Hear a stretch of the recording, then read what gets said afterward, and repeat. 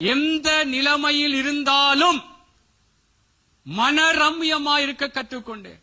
குறைவுபட்டாலும் மற்றவர்களால் தாழ்த்தப்பட்டு என்னை அவமதித்து என்னுடைய நிலைமைகள் சில வேளைகளில் நல்ல நிலைமைகள் இருக்கலாம்.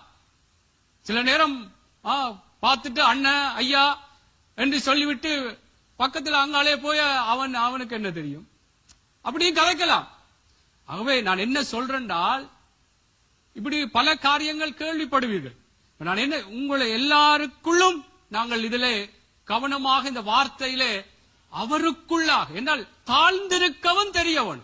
மற்றவங்க பேசினாலும் அதுல போய் சண்டை பிடிச்சு என்ன இப்படி கழிச்சீங்க அப்படி என்று இல்ல, கர்த்தர் பார்த்துக் கொள்வார். ஆமென். தாழ்ந்திருக்கவும் தெரியும்.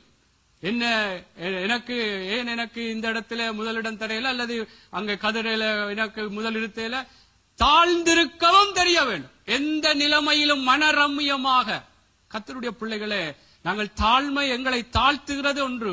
மற்றவர்களால் நாங்கள் தாழ்த்தப்படும் பொழுது, அவமதிக்கப்படும் பொழுது, கனம் தராமல் இருக்கும் பொழுது, அந்த இடத்திலும் கர்த்தருக்குள்ளே, ஏன் நான் கர்த்தருக்குள்ள இப்படியெல்லாம் செய்திருக்கிறேன், என்னை கதைக்கவில்லை, பேசவில்லை, என்னை முன்னிலைப்படுத்தல, கர்த்தருக்குள் மனரம்யமாயிருப்போம். ஆமென். கர்த்தர், இதுதான் வெளிச்சத்தின் வாழ்க்கை கர்த்தருடைய பிள்ளைகளே.